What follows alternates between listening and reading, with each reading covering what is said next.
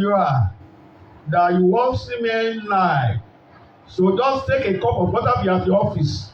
Just take a cup of water. Or if you are with any bottled water in your office, inside your vehicle, anywhere that you are now, just get a bottle of pure water or a cup of pure water and go along with us. As you are coming, as you are going along with us, the Lord God that I'm serving, that you are serving, the Lord of resurrection life is going to heal you with this powerful message of water, the living water, only you in your life. In the name of Jesus. In the name of Jesus.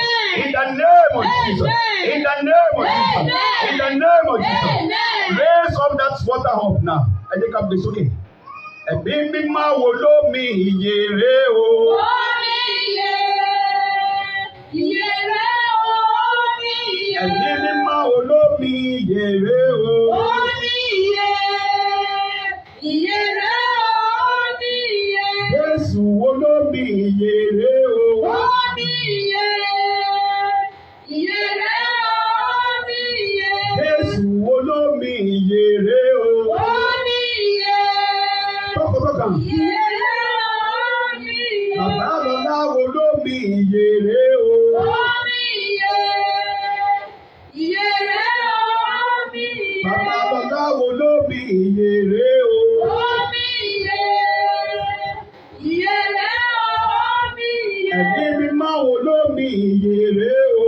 Omi ìyè, ìyè rè o, omi ìyè. Aláboyún mu ní ibẹ̀ ó bí wẹ́rẹ́. Omi ìyè, ìyè rè o, omi ìyè. Aláboyún mu ní ibẹ̀ ó bí wẹ́rẹ́. Omi ìyè, ìyè rè o, omi ìyè. Ìyá àjẹ́ mu ní ibẹ̀ ó kà sóróró. Omi ìyè, ìyè rè o, omi ìyè. Bàbá àjẹ́ mu ní ibẹ̀ ó kà sóróró. Omi ìyè, ìyè rè o, omi ìyè. Ẹ̀mí mímọ́ wo lómi ìyè rè o. Omi ìyè, ìyè rè o, omi ìyè. Ẹ̀mí mímọ́ wo lómi ìyè rè o. Omi ìyè, ìyè rè o, omi ìyè. A sọ fún Ọlọ́run alágbára omi ìyè, agbára ẹsẹ̀ omi ìyè tí a tàgé ẹ̀ the God of living water. Olúwa ó yá wọnú mi lọ báyìí kó sì ṣe agbára wọnú mi lọ sì ṣe agbára wọnú mi lọ sì ṣe agbára ó yá sọ́dàdúrà. Jésù Ọlọ́run alágbára mi o wọnú mi lọ wọnú mi lọ Ọlọ́run alágbára mi yìí kí wọnú mi lọ Ọlọ́run alágbára mi yìí kí wọnú mi lọ. Don't enter into this water. The covenant of living water.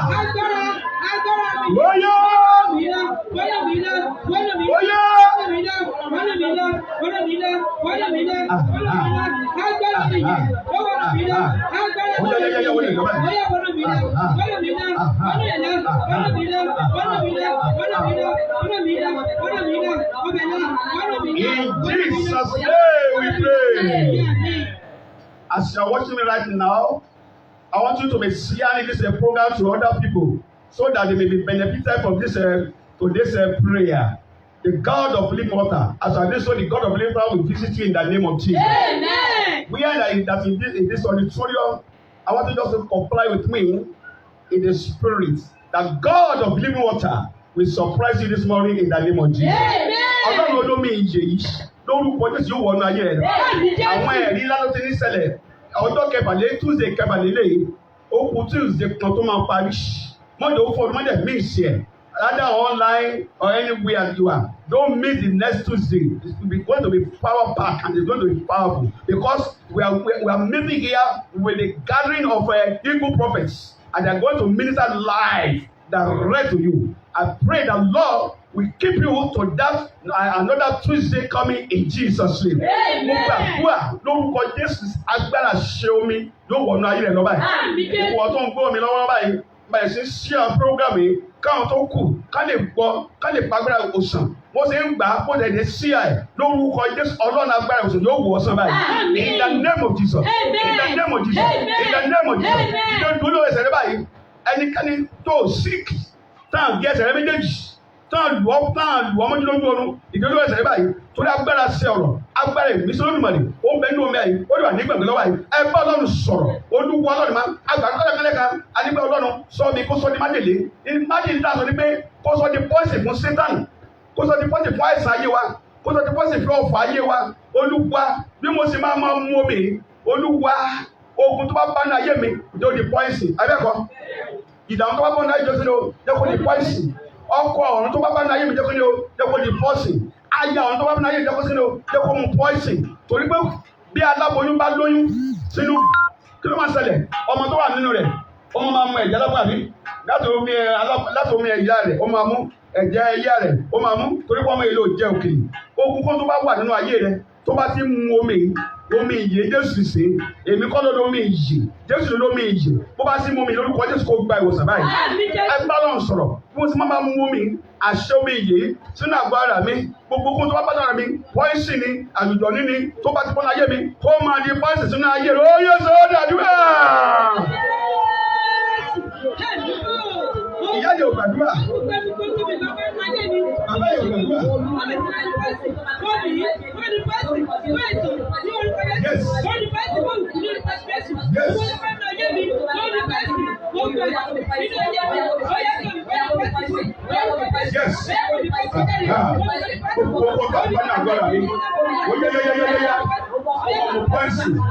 In the name of Jesus Christ.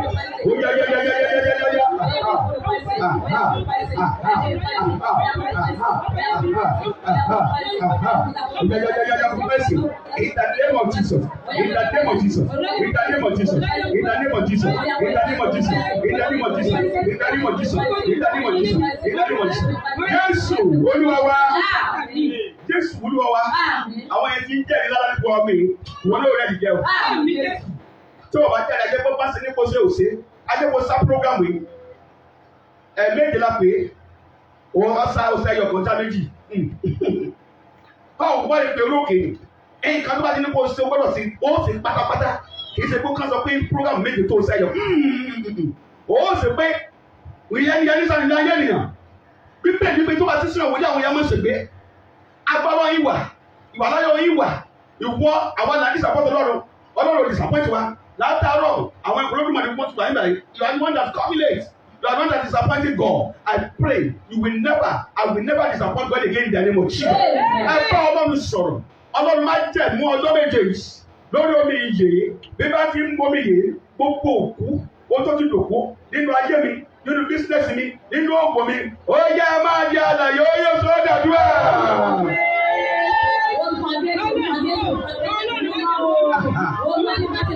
Aláàdúrà kan báyìí. Aláàdúrà kan báyìí kó gbàdúrà. Aláàdúrà kan báyìí kó gbàdúrà. Ọlọ́run omi ìyè. Yes. God of living water. In the name of Jesus Christ. Resetaya. Resetaya mokoluwa. Resetaya. Ẹ̀mí ìyanu rẹ̀ táwọn ẹ̀dá ẹ̀kẹ́ fún Jésù.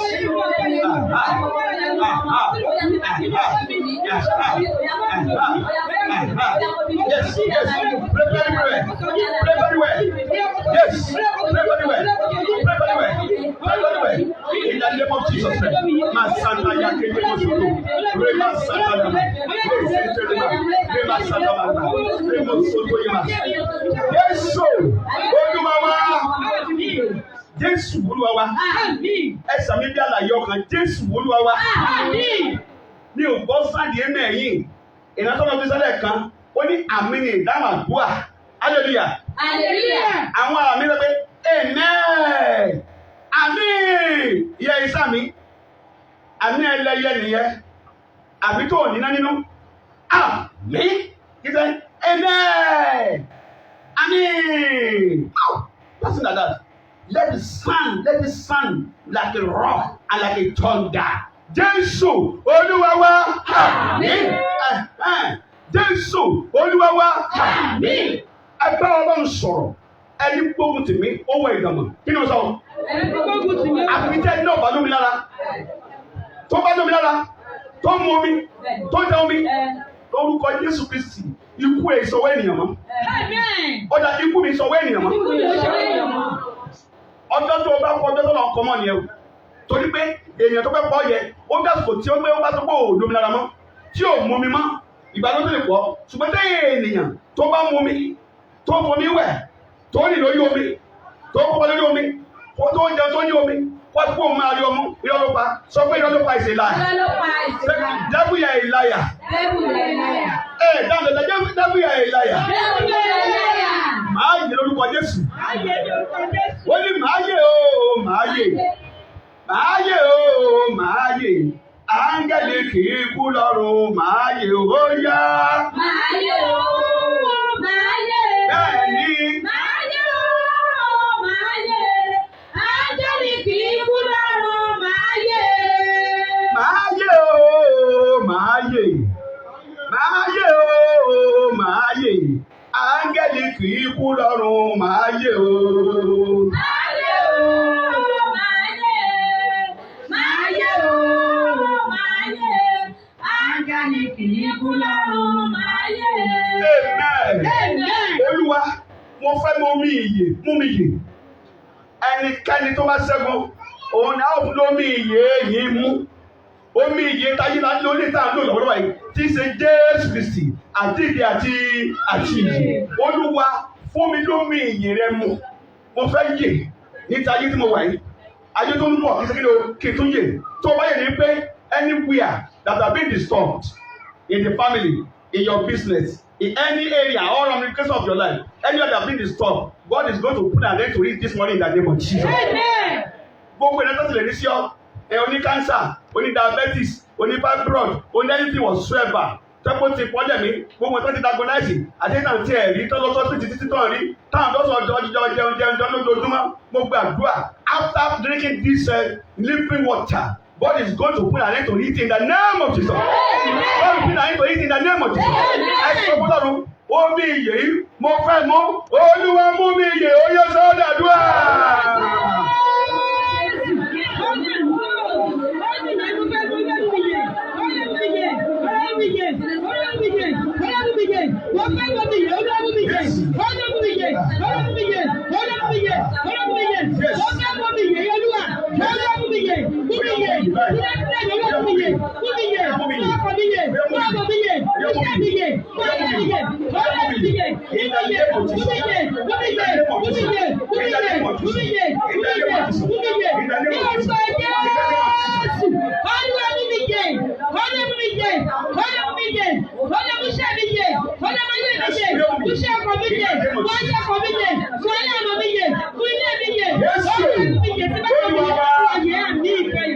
Jésù Olúwa wa.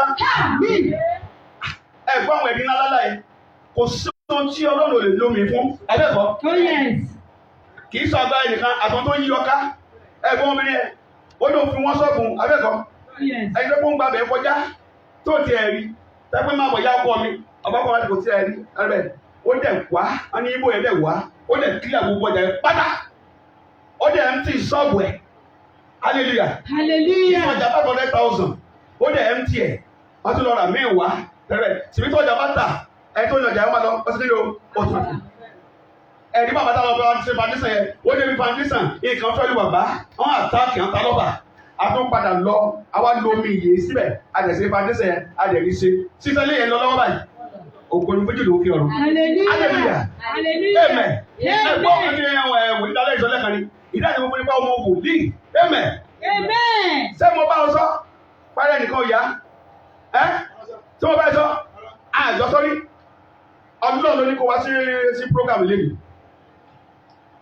ọ̀sẹ̀ kẹta ní bá ti kí ni o ìbá ti kú ẹgbọ́n kan tí wọ́n ní ẹ̀sọ́ ó ní Ọlọ́run yóò kí ló pé Ọlọ́run yóò kè yìí Ọlọ́run orí òkè ló dá ọ sí Ọlọ́run orí òkè ló pa ọmọ kó lè mọ̀ yí pé agbára ń bẹ nínú àṣì ọ̀rọ̀ agbára ń bẹ wọ́n ní agbára Ọlọ́run wa lórí òkè yìí o. Agbára Ọlọ́run wa lórí òkè yìí o.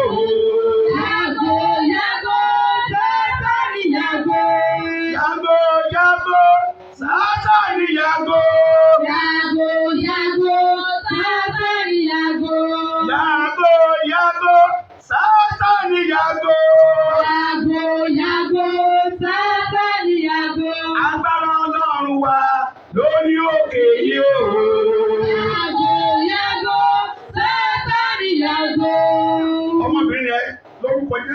Wọ́n sọ fún àbọ̀ lọ́gbẹ̀.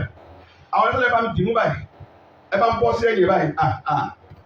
Ọ̀yá ẹ̀sọ́ tẹ́lẹ̀ sí pé ikú ọjọ́ ẹ̀ òyì ẹ̀ ó padà sí lọ́ta. Ẹ bá ẹdó sẹ́yìn rẹ̀ báyìí. Ẹdó sẹ́yìn rẹ̀ báyìí. Pé ikú orí rẹ̀ ó yẹ ó ti ní ó padà síbi tó ti wá. Bí ìbá ṣe Ọlọ́run ìbá ti parí sẹ́yìn 3 weeks ago.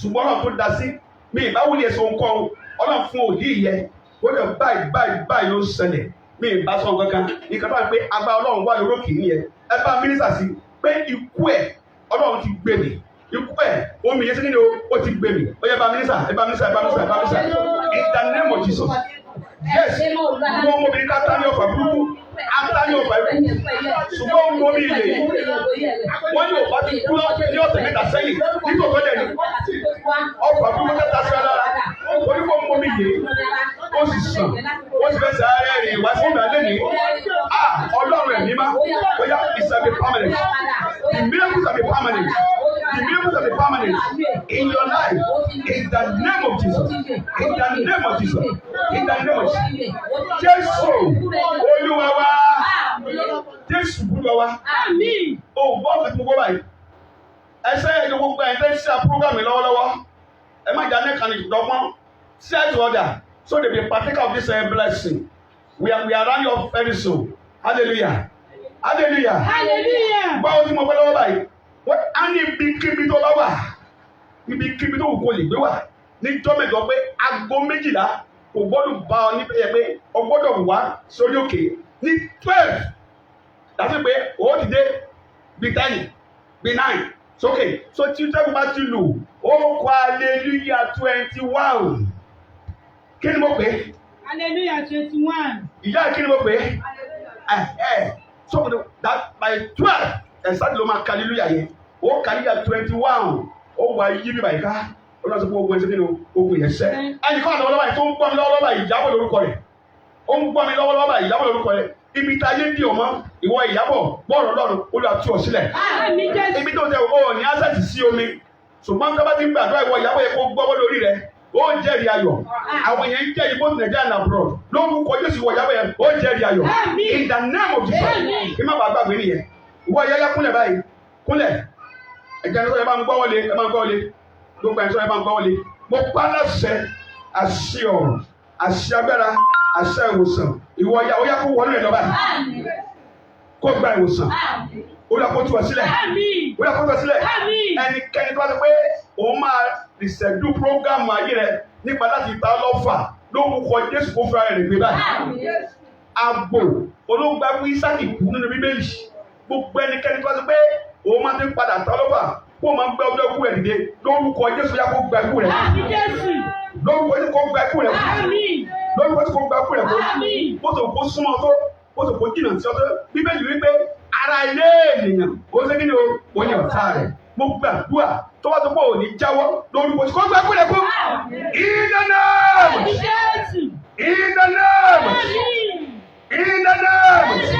bẹ́ẹ̀ ni yóò rí o kò ní yí padà ògo ni orúkọ náà Jésù Kristi Olúwa wa àmín àmín àmín Jésù wo ló mi ìyèrè o. Omi ìyèrè omi ìyèrè. Jésù wo ló mi ìyèrè o. Omi ìyèrè omi ìyèrè. Jésù wo ló mi ìyèrè o. Omi ìyèrè. Omi yẹn mo fi dúkà kiri báyìí mo wẹ́pẹ̀ fún mo dúkà kiri báyìí mo dúkà fi àyè sílẹ̀ báyìí.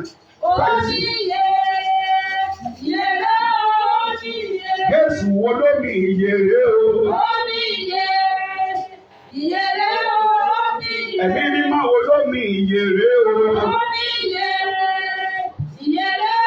omi ìyèrè. Ẹ̀mí mímọ́ wo ló mi ìyèrè o. Omi ìyèrè omi ìyèrè. Jésù wo ló mi ìyèrè o. Omi ìyèrè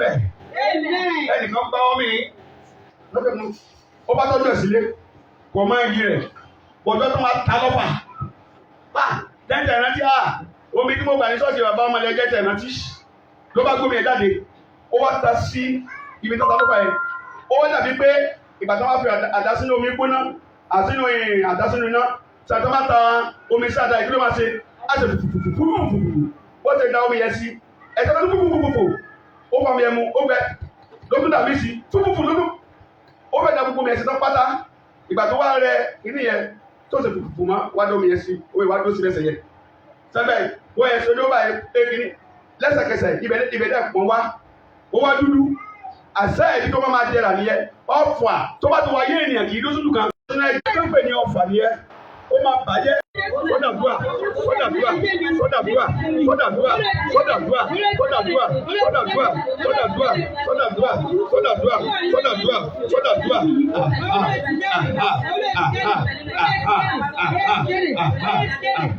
gbogbo ọ̀fà gbogbo ọ̀fà àbíjẹ́ ẹgbẹ́ nínú ayé mi olùwà sí jáde. Jésù Olúwa wa Jésù Olúwa wa Jésù Olúwa wa ẹni gbogbo everywhere in the Bible Ọlọ́run ló mi because of our time ó fi sẹ́mi àti sẹ́yìn ìyanu ní ìgbéyàwó Kánà àti Gálílì ó lè máa pọn mi wọ́n bẹ̀rẹ̀ sí pọn mi sí abẹ́kọ̀ọ́ àwọn tó pé àti Jésù sọ mi di ọtí wáìnì it's very wrong Jésù ò sọ mi di ọtí wáìnì àwọn ẹgbẹ́ rẹ̀ náà fi mú ọtí Jésù ò sọ mi di ọtí wáìnì it's not in the Bible nǹkan tí Jésù sọ mi di wáìnì Jésù sọ mi di wáìnì kì í ṣe ọtí wáìnì Jésù sọ mi di wáìnì níbẹ̀ nínú Bible ṣùgbọ́n àwọn tó mọ̀ pé náà Jésù sọ mi di ọtí wáìnì kò sí jíjẹ kò sínú Bible so tó wáyé olùkọ́ lọ́kàwé lùkù yẹn amen tó nípa Ọlọ́run àlàyé ó wà ó sì jọba nínú ayé rẹ lórúkọ Jésù gbogbo tó ti dòkú nínú ayé rẹ gbọ́ọ̀rọ̀ Ọlọ́run lórúkọ Jésù kó dágbére fáyé rẹ báyìí. In the name in the name in the name in the name in the name in the name in the name amen amen tó bá ti ọkọ̀ ìdè dúró amen lórúkọ Jésù máa tẹ̀lé wá síbi prógámù yìí ẹ̀tọ́ máa tẹ̀lé èèyàn wá kì í jẹ́ kéèyàn kó parí prógámù kan tó bá ti kàn ṣe wọn ní ṣe ẹ̀mí etí dídì nìyẹn amen amen ẹ̀sọ́ odi àti adití ẹ̀mí ọlọ́pọ̀ tí kò nínú ayé rẹ̀ omi àti adití ẹ̀mí ọlọ́pọ̀ tí kò nínú ayé rẹ̀ in the name of Jesus in the name of Jesus in the name of Jesus mo fẹ́ gbàdúrà sórí omi iyè tí bẹ́ẹ̀ lọ́wọ́ rẹ̀ báyìí ẹrù tí Ọlọ́run máa ṣe àti gbogbo àwa tá à ń wò mí níbi báyìí ẹrù tí Ọlọ́run máa ṣe nínú ayé rẹ ẹrù tí Ọlọ́run máa ṣe nínú ayé mi ló wá kó tó di ìrọ̀lẹ́ kó tó di ìrọ̀lẹ́ ó rẹ̀ nìjẹ́ o nínú ilé iṣẹ́ rẹ ní ṣọ́ọ̀bù ẹ nínú iṣẹ́ kankan ní òwò ẹni kankan nínú ìdílé rẹ lórúkọ Jésù ó rẹ̀ nìjẹ́ ó jẹ́rìí ayọ̀ in the name of Jesus in the name of Jesus ẹ gbọ́dọ̀ sọ̀rọ̀ Ọlọ́run ẹ̀mí má omi mi rèé omi ìyè ni torí pé ohun tàtijọ́ àṣemá tẹ̀lébẹ̀ a ti lack everything we have modernized everything we have modernized Christian jẹ́ kí agbára ìgbàanì jẹ́ kó máa ṣiṣẹ́ mọ́ gbogbo ẹ̀ want to build everything on computer bẹ́ẹ̀ computer kì í ṣe ẹ̀mí computer kò ní ẹ̀jẹ̀ hallelujah ènìyàn ló program computer àwọn ọ̀dọ́ kí computer kó máa ṣe email àti computer ìfowópamọ́ kó máa ṣe deliverance which is not possible hallelujah mo tọ́ bá padà sí àlàgbáni tá padà sí agbára àtijọ́ tí gbogbo àwọn ọ̀nà padà sí agbára àtijọ́ ẹni pé God is going to move again in this country he is going to move again in his denomination he is going to move again in churches tá bá padà sí àlàgbáni tá padà sí agbára àgbáni tá padà sí agbára gbogbo my mentor said anywhere they are dancing now they are dancing they say they are coming back to pray hallelujah ìyẹn tó lọ sọ pé ó ní àgbàkú làdúrà àbẹ́ẹ̀kọ́ èèyàn máa ń gbà àgbàkú ní àdúrà hallelujah gbogbo ibi tá a ti jó ti rìn tánà náà wọ́n ti ń gbàdúrà the church are pray now nǹkan tó dojú kúrúkúrú kọ́ mọ̀ pé kò sẹ́ni tó máa sọ fún pé a nílò àdúrà kò sí fáwọn tó máa sọ fún kìsẹ́ tó máa sọ fún pé a nílò àdúrà tó lọ́ máa fún lórí ọ̀fẹ́ tó rìn àjò tó padà wá kọ́ ọlọ́run wá sí kí ọlọ́wà lẹ́yìn ẹ̀ ọ̀pọ̀lọpọ̀ lórí ìrìn àjò wọn padà ọmọ ṣùgbọ́n nípa gbẹ́dà sómi ìjì ibikíbi tó bá ti dé lọ́dún yìí Àbújá ni US ni anywhere ni any means of transport ni by road ni by water ni anywhere lórúkọ Jésù the power of living God the power of living water will secure the life in the name of Jesus iná ò ní jó ilé rẹ o. Àmín. Iná ò ní jó ilé rẹ. Àmín. Omi tí ń ṣe ẹ̀jẹ̀ Jésù sí. Gbogbo oró iná tọ̀dà ti dá sínú ayé rẹ lórúkọ Jésù yóò pupa. Àmín. Yóò pa dànù. Àmín. In the name of Jesus. Ó yẹ ìdán sókè báyìí. Ẹ gbàgbé àṣẹ kátó rìlíìsì àti sórí ẹ̀. Mo pa láṣẹ agbára àṣẹ kó wọnú ẹ̀ lọ báyìí. Àmín. Sọ fún Ọlọ́run, Olúwa, mò ń lọ lé báyìí. Agbára àṣẹ Olódùmarè. Agbára àṣẹ prógrámù yìí. Èdè ni omi ìyè ọjọ́ kẹfà. Ọlọ́run ẹ̀mí mímọ́. Nígbà tó Ọlọ́run tó fi ọjọ́ mẹ́wàá tó fi dá gbogbo iṣẹ́ orúkọ ẹ̀ tó dá ayé àtọ̀ tó dáná kó wọ́n ní ọjọ́ keje ó sì sinmi. Ọjọ́ keje tí ṣe Tuesday tó ń bọ̀ yìí lórúkọ Jésù ó sinmi. Àmín Jésù. Lọ́wọ́ àjàkádànù ó sinmi. Àmín. Lọ́wọ́ fà ayé gbogbo ó sinmi. Àmín. Lọ́wọ́ fà ikú ó sinmi. Àmín. Lọ́wọ́ fà àìsàn ó sinmi. Àmín. Lọ́wọ́ fà ẹ̀ní àdínà lílo ó sinmi. Àmín. Ọfà ẹ̀ní ìgbàlà ọkàn. Ọfà ẹ̀ní ìyì Ọlọ́run lórúkọ Jésù ó sinmi. Àmín. In the name of Jesus. Àmín. Ó yẹ sọ fún Ọlọ́run báyìí. O lè gbé mi ẹlẹ́dìkà. O lè gbé sórí ẹ bí mo ṣe ń lọ báyìí. Ọlọ́run ẹ̀mí má. Ó yá ire ẹ máa fi amẹ́rísì. Ògo kó má amẹ́rísì. Àìsàn mi tó ti sàn kó má ṣe padà wá mọ́. Gbogbo tó bá ṣàṣẹ fún ayé rẹ ní ire. Ó yá bẹ̀rẹ̀ sí sọ báyìí. Ó yá bẹ̀rẹ̀ sí sọ báyìí. Ó yá bẹ̀rẹ̀ sí sọ. Ó yá bẹ̀rẹ̀ sí sọ. Ó yá bẹ̀rẹ̀ sí sọ.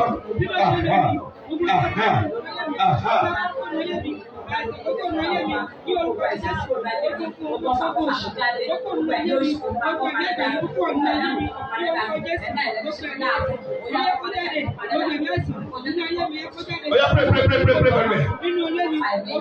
Aago méjì àti ìlú báyìí. Oya pray very well. As I'm going now,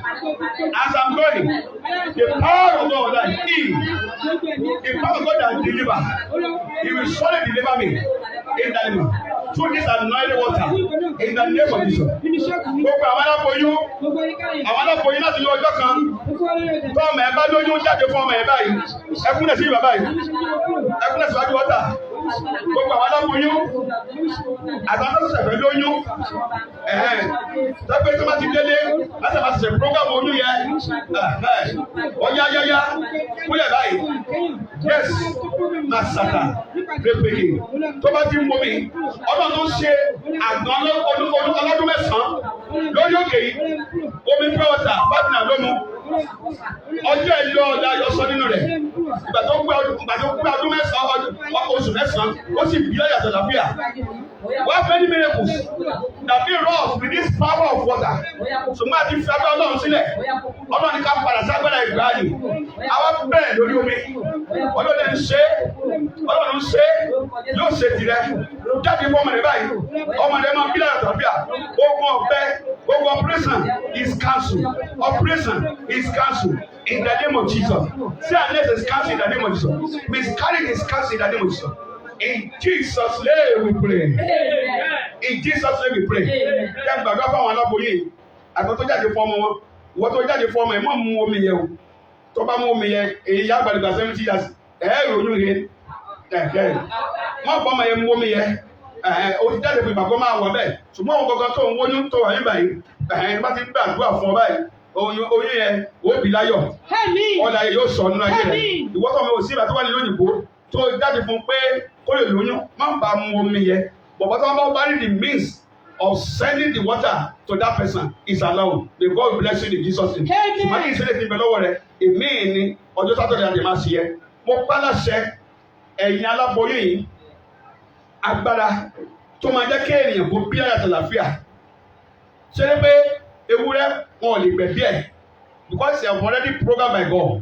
Tó bá ṣe ṣe wọn kì í gbẹ̀bí ewúrẹ́ tẹ́ pé wọ́n ń ṣe operation fún bó ṣe kó nira tó ewúrẹ́ máa bí àgùntàn máa bí everything máa bí báwo ló ṣe wá dé ènìyàn iṣẹ́ ọwọ́ Ọlọ́run gbogbo tó lọ́run dá Ọlọ́run pàṣẹ kí command them let that be easy and then it happen but human being ó create wa ni ó mold wa àwa di àlàyé ọwọ́ mi ẹ̀mí ìyè sí wa mo pa láṣẹ lónìí ìwọ aláboyún yẹn gbọ́ọ̀rọ̀ Ọlọ́run ó yá bí láyọ̀ aláboyún sí omi yẹn báyìí bí láyọ̀ bí láyọ̀ bí láyọ̀ kó sọ̀ láyọ̀ in the name of Jesus in the name of Jesus in the name of Jesus gbogbo àwọn tó ti ṣẹ̀ sáńtó ọjọ́ ìkúnlẹ̀ rẹ̀ wọ́n sọ méjèèjì fún mi tó padà sọ lẹ́lẹ́kejì àwọn tó ti ṣẹ̀ tó sọ̀rọ̀ sí lórí sísí tánú ògọ̀ tánú ìrọ̀jọ́ rẹ̀ kiri kánẹ̀ tí tó ọjọ́ ìkúnlẹ̀ rẹ̀ tábẹ́ ní ọ lára torí kó wá sí bomi ìyè ẹ̀ṣẹ̀ tí o ti ṣẹ̀ wọ́n lórúkọ Jésù Olúwa kó dáríjì ọ́.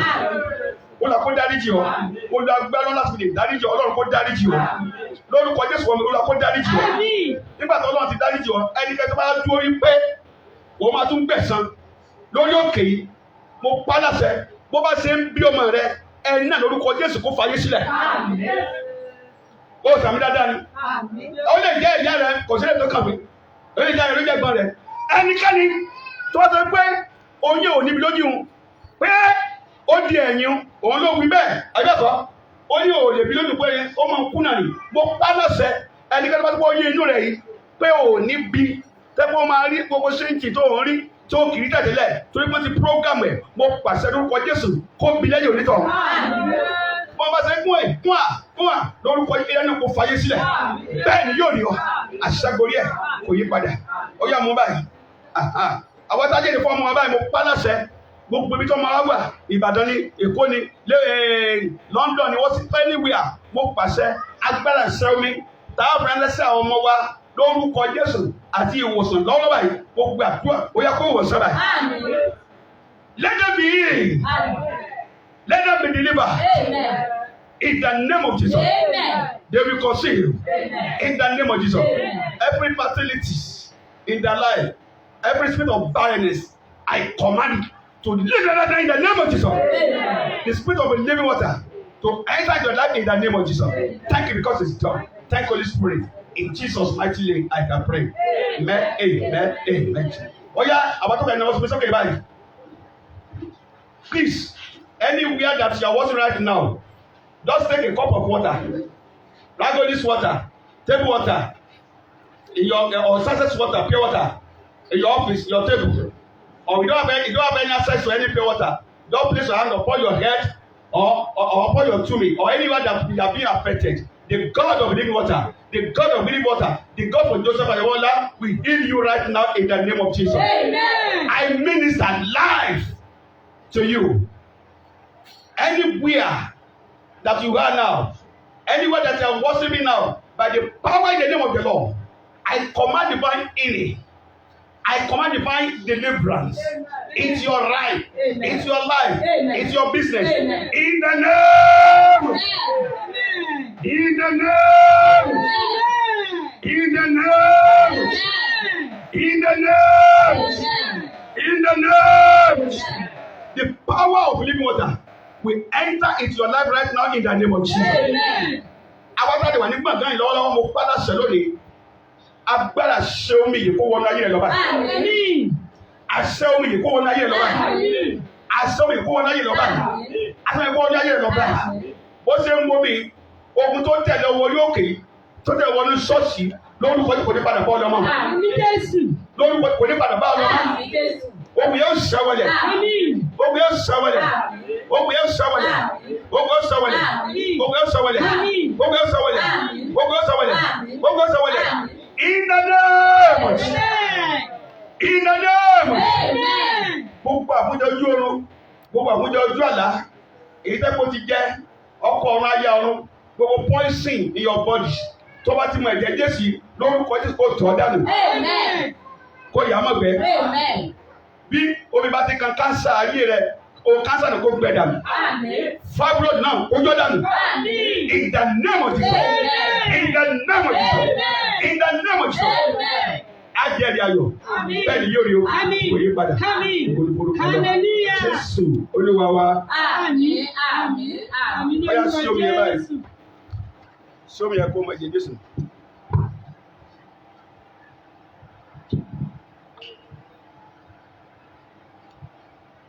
As you are drinking from the source of living water, your lives shall be delivered in the name of Jesus.